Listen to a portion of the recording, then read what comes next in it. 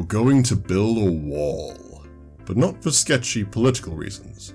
No, we're building walls not to be defensive, but to defeat our opponents through damage. Welcome to the most obscure and nonsensical deck since Martin's Feld and Eldrazi. It's Defender Tribal. No, not the blind guy and his backup singers. There you go, that's the ones. Welcome back to Affinity for Commander, where today we're looking to one of the few survivors of the Elder Dragon War, and one of the only peaceful ones to boot. Arcades the Strategist is a legendary creature Elder Dragon. For 1 generic, 1 white, 1 blue and 1 green, he is a 3/5 flyer with vigilance. He reads, whenever a creature with Defender enters the battlefield under your control, draw a card, and each creature you control with Defender assigns combat damage equal to its toughness rather than its power, and can attack as though it didn't have Defender. A Bant keyword tribal deck with a sweet commander that acts as a draw engine? Has all my EDH Christmases come early? I think so. Now before we start trying to outdo the Qin dynasty, we first have to have solid bricks for our wall, in the form of solid mana ramp. Thankfully, many defenders can be found to provide this. Cards like Wall of Roots and Sylvan Caryatid are the ones that first come to most people's minds. But much lesser known defenders in the lines of Axebane Guardian, Sunscape Familiar, Overgrown Battlement see us off to a fast start, whilst keeping any early chip damage at bay. Yes, I am looking at you, Zergo. Once we have all of our mana, we're going to be looking to dump our hand very quickly to get in some early damage. Nothing says fun and casual format like 8 flying damage on turn 4, and that's not even the best case scenario. Having a commander that rewards you just for playing your deck by drawing cards each time one of your creatures enters the battlefield is a fantastic way to keep the pressure on. Play a 6/6, draw a card. Play a 6/6, draw a card. And so on until your opponents are buried beneath rubble and card advantage. Not content with just playing high value creatures, we also run a range of defenders that let us draw cards when they enter the battlefield. Caravan Caryatid, Wall of Omens, Jungle Barrier, Wall of Blossoms, and even Orator of Ojutai will now draw you 2 cards when they come into play. The ability of our commander to turn these defenders into divinations on a stick is excellent in my opinion. Now, onto the brick and mortar of our deck. Arcades the Strategist cares about 1 keyword and 1 keyword only, Defender. Every creature with Defender not only now draws us cards, but also becomes a heavy hitting beater. No one in the right mind would normally run cards like Hover Barrier, Glacial Wall, Fortified Rampart, or Guardians of Meletis.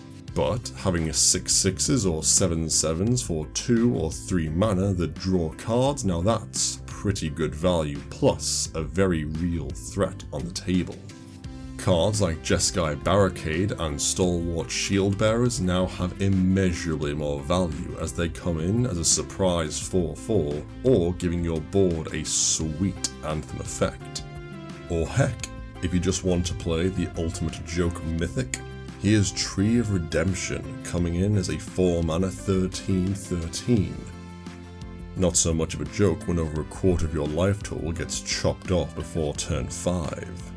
Now beyond the draw power of Arcades and the huge swings with literal walls of ice, the deck also gets to run some very spicy cards.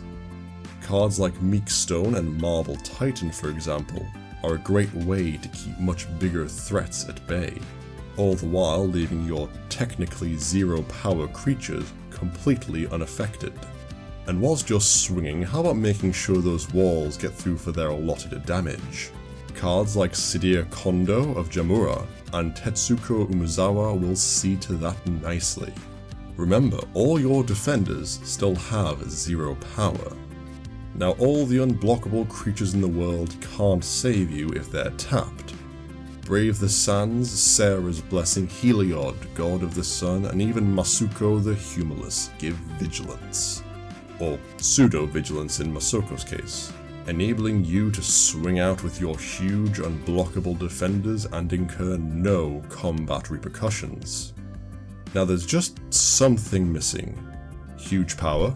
Check. Vigilance? Check.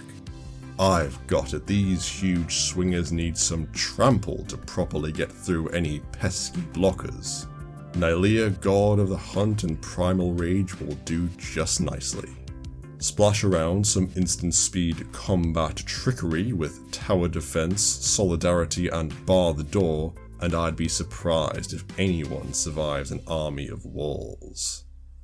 And if someone feels they need some breathing room, as if the walls are closing in around them, and decide to board wipe, then Eerie Interlude is a saving grace this deck loves to have in its back pocket, especially since upon re-entry you draw all the cards thanks to Arcades.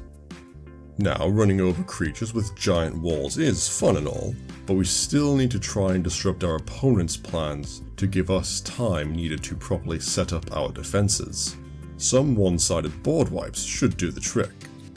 Dusk, Fell the Mighty, Wave of Reckoning and Austere Command all do a fantastic job of clearing your opponent's board of just about everything, thus leaving your armies free to come crashing in. Throw in some spot removal and that should be enough to throw most people off of their game plan. With how low to the ground our curve is in our deck, we can get away with running a very conservative 34 lands. The usual Bant goodness applies to this deck of course, however there are two special lands that I feel a need to mention. Rogue's Passage for when you really wanted to get into some sweet damage, and Tetsuko is either hiding or dead. And of course Reliquary Tower, a staple of the format for sure, but when every one of your creatures reads, when this creature enters the battlefield, draw a card, having no maximum hand size is very relevant. Overall, Arcades is quite clearly the product of a love of the Commander format by someone over in the R&D department at Wizards. This dragon is so much fun, and just the extra effect of Arcades giving any creature with Defender the ability to draw cards is just the best gravy. The only downside is you need to keep him around. This dragon needs shoes and he needs them stat. And with all that in mind, I wish everyone looking to build this insane and fun deck the best of luck in your endeavours, and may none of your opponents ever be playing Siege Dragon. So that is our deck tech for Arcades the Strategist. What did you think? Are there any super sweet walls that I've left out, or is there some way you found to truly build just a little bit higher than the rest? Whatever your thoughts, let us know in the comments below. And don't forget to like, share and subscribe, and follow us on Twitter @4Commander for regular updates, and we will see you next time.